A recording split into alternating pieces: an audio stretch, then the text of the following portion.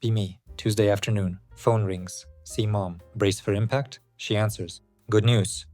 In my family, good news is how disasters introduce themselves. Your father and I will be in town this weekend. Stomach drops. Why? Because we miss you, she says sweetly. And because your aunt is also visiting and she loves asking about your love life. That's not an aunt. That's an interrogator in a cardigan. Try to dodge. I'm busy, mom hums. Busy doing what? Working, I say. Perfect, she replies. Then you can work and also have dinner with us and bring your girlfriend. Stare at the wall. That night, out of pure panic and weakness, I do something morally questionable.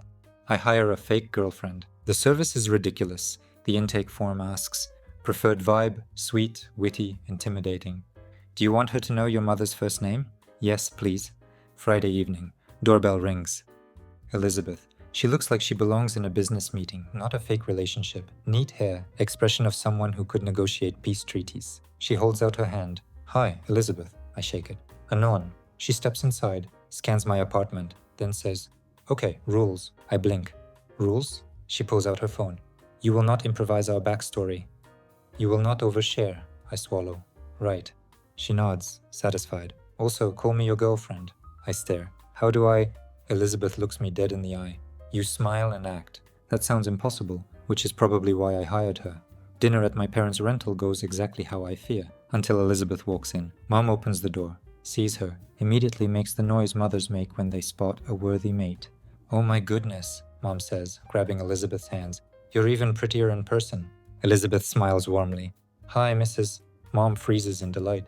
She knows my name. She whispers to my dad. Dad, normally skeptical, looks at Elizabeth. Nods once, then the aunt arrives. So, Aunt says, smiling like a shark. What do you see in him? I almost choke. Elizabeth doesn't flinch, tilts her head thoughtfully. He's steady, he listens. My chest goes hot. Aunt blinks. Mom looks like she might cry into the salad. Dad clears his throat and mutters. Good answer. I stare at Elizabeth. Later, Aunt tries to corner me with career questions and why you're not married yet. Elizabeth glides in smoothly, hand on my arm. Oh, we're taking our time, she says. We're happy, that's what matters. Aunt opens her mouth, closes it. After dinner, Mom claps her hands. Brunch tomorrow. I freeze. Mom. Elizabeth smiles. We'd love to. I look at her, panicked, and whisper. It was one night. Elizabeth whispers back, still smiling at my mother. It was one night for you. Then she squeezes my arm gently. Realize I didn't hire a fake girlfriend. I hired a professional. Brunch becomes a stroll in the park. Stroll becomes, come help your father carry something. That becomes, we're all going to that cute little market. By Sunday morning, my parents have scheduled my life. Elizabeth doesn't just survive it, she thrives. Market. Mom asks, Elizabeth, do you like gardening? Elizabeth nods. I do. Dad asks about her job. Elizabeth answers. Dad nods again. Approval unlocked twice. Then Mom says the sentence. You should stay a few more days. We hardly see you two together. I nearly drop my coffee. Elizabeth turns to me, raises an eyebrow. I pull her aside. You don't have to keep doing this. Her expression stays composed, but her eyes soften slightly. Do you want me to stop? My brain screams yes. My chest says no. I hesitate too long. Elizabeth nods like she got her answer. One more day. That night back at my apartment, she sets her overnight bag by the door, then casually leaves a hair tie on my bathroom sink. I stare at it. Elizabeth catches me staring. What? Nothing, I lie. She nods like she enjoys my pathetic attempts at control. Good. Day 4. The performance starts leaking into real life. Elizabeth shows up, cooks something simple, acts like it's normal. She folds my laundry with terrifying precision. I watch, mesmerized. As my chaotic pile becomes neat squares, you fold like a soldier, I say. She doesn't look up. I fold like someone who respects herself. I stare at my wrinkled shirts. Feel personally attacked. One night after my parents leave, I expect her to go home. Instead, she sits on my couch, kicks off her shoes. Sighs. I say carefully. You can go. Elizabeth glances at me. Do you want me to? I hesitate again, try to be logical. My parents? I say. They're a lot. She nods. They love you. They love me like I'm a project, I mutter. Her gaze softens. That's still love. I exhale. It's exhausting. Elizabeth doesn't joke, doesn't redirect, just says quietly, You don't have to perform for them, you know. My throat tightens. I shrug. I've been performing my whole life.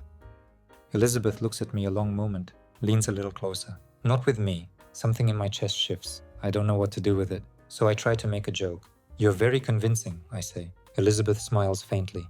I'm not acting right now. And that's the first time I realize the line is blurring. Because my heart is starting to treat her like she's real. The jealousy hits in a humiliating way. We're at a cafe, just the two of us. No parents. Barista smiles at Elizabeth, leans forward. Anything else for you? Elizabeth smiles politely.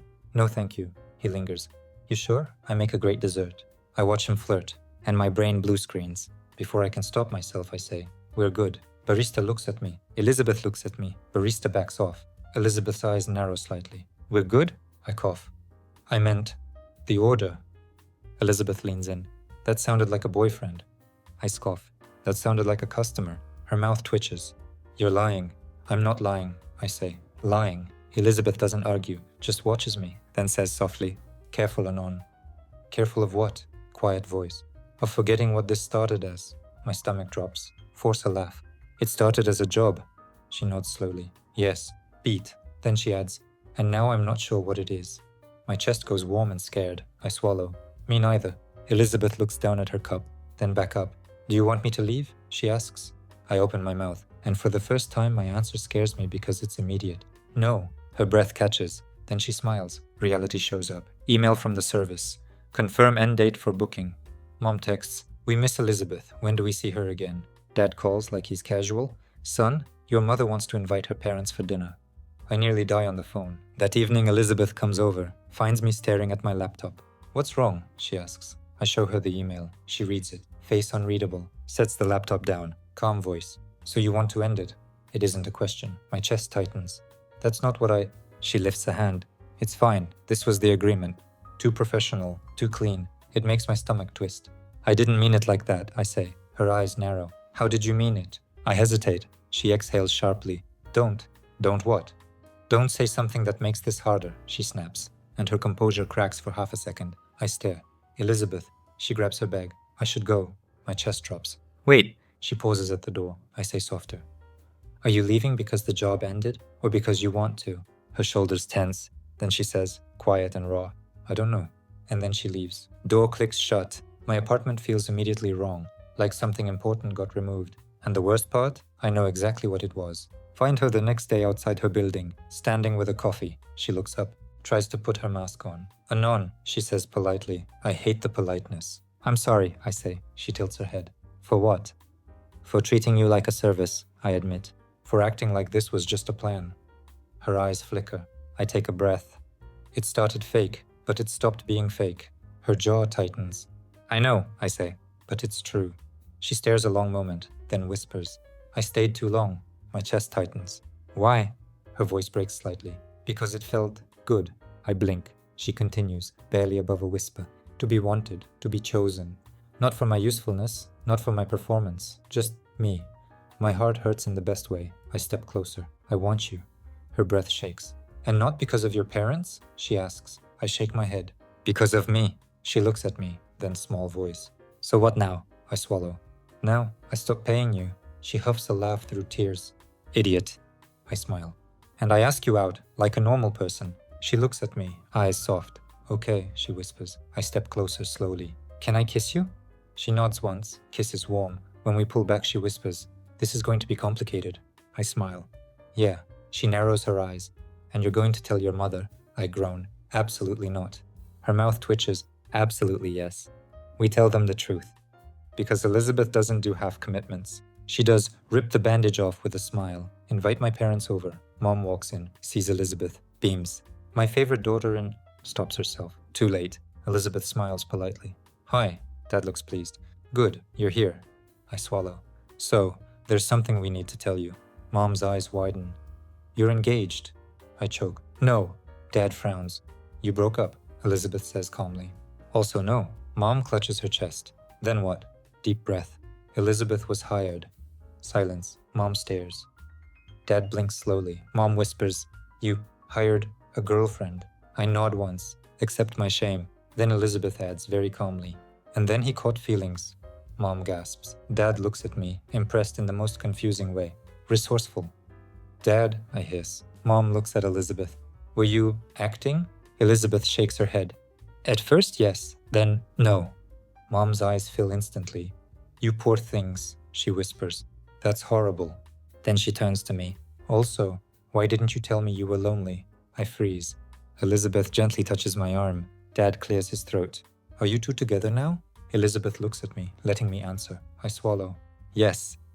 Mom's face transforms into joy so fast it's terrifying. Oh, thank God, she says. Because I already told the neighbors. I stare. Mom, she waves a hand. Details. Elizabeth, come here.